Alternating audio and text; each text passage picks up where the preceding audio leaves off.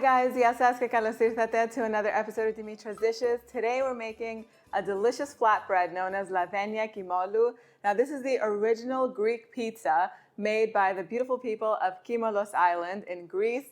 And it was just, there's no dairy on it, there's no cheese, no feta or anything like that. It's basically vegan and it's so delicious. You can serve this alongside anything. Put it on a cheese board, on a hummus board, serve it with a delicious stew. It is so flavorful and delicious and so easy to make. Let's get started. So we're going to start using a mixer that has been fitted with a dough hook attachment for making bread. I'm going to add 2 cups of lukewarm water, a little teaspoon of granulated sugar, and just a little bit of all-purpose flour, a 1/4 cup. This is so that way we can get the yeast started. I'm using instant active yeast or active dry yeast, and we're going to need 1½ teaspoons of it.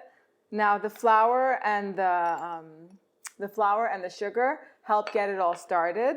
So let me just give it a little mix with the hook. And very rarely is yeast bad or old or anything like that, but it has happened. And you don't want to skip this step, which basically you're just going to leave everything in the bowl for about 8 minutes until you start to see a cloud form on the top. That is how you know your yeast is good. Now, if that doesn't happen, you're not going to be able to make bread. The yeast is what makes the bread nice and fluffy and makes it rise and all that fun stuff. And if your yeast is bad, you're going to waste all of the ingredients. So make sure you don't skip this step. Just leave it aside for about 8 minutes until it's nice and fluffy. In the meantime, you want to put 4 cups of bread flour. That's about 615 grams in a bigger bowl. This is the same bowl that it's going to rise in. If you don't have bread flour, you can use all-purpose flour. Bread flour is best for making bread. It makes it nice and it makes it like the way that it comes out from the bakery. And then over here, I have 1½ teaspoons of salt. I'm just going to mix everything up.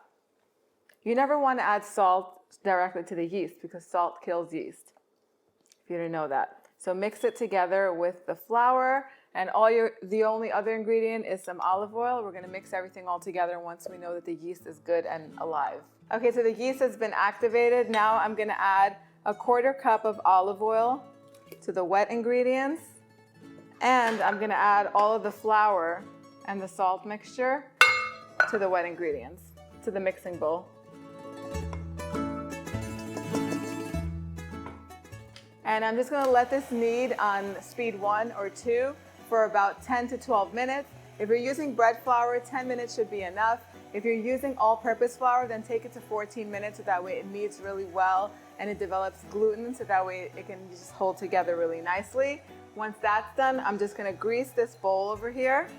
I'm just going to put about 3 to 4 tablespoons or 2 to 3 tablespoons of olive oil in it. Transfer the dough to the bowl. I'm going to cover it with plastic and I'm going to set it aside in the warmest part of my house for about 1 hour or so, or until it doubles in volume.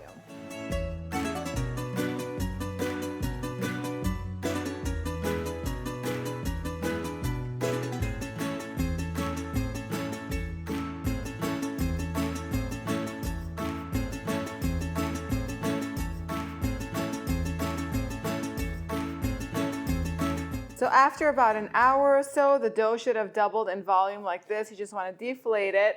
And then over here, I have a 12-inch round baking pan. You can use a half-sheet baking pan too. I just think that it looks so much nicer in a round pan.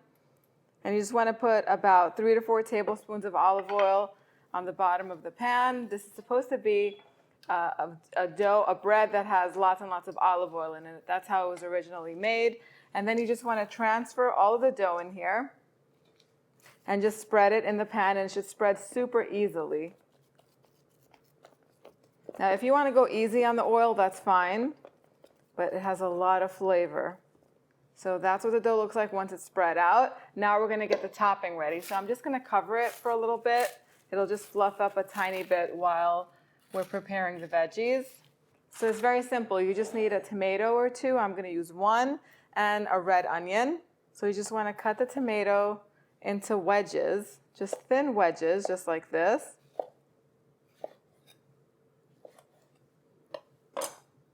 And set them aside. And then cut the onion in half and then slice it into thin slices. I like to use a red onion, that's traditional, but use whatever you have. If you wanted to, you can put whatever toppings you want. This is just a basic recipe. You can put slices of red peppers, you can do some olives, throw some feta cheese on there. The sky's the limit. Put everything in a mixing bowl. I'm going to throw some more olive oil on top of them. I'm going to season it generously with some salt and some black pepper and a nice big tablespoon or two of dried oregano. You can use thyme if you want. And just go ahead and toss everything all together. Now you want to do this at the last minute because if you do this ahead of time, they're going to release a lot of their juices, and then you're going to end up pouring this on top of the dough and creating a soggy topping, and you don't want that. You want the vegetables to roast when they go in the oven, not to get soggy. So go ahead and just pour everything on top and spread it. So the oven is preheated to 400 degrees Fahrenheit. This is going to go in and bake on the center rack for about 35 or 40 minutes or until it's nice and golden all around. I'll show you what it looks like as soon as it comes out. So the bread is ready and it has cooled down. This tastes good hot or at room temperature. It's completely up to you. I like to cut it, and especially if I'm making it in a round pan, I like to cut it like a pizza into wedges. I just think it looks really pretty, but you can cut it however you want. Time to take a bite and just look at how it looks. Just look at it. It looks beautiful. It looks like a pizza.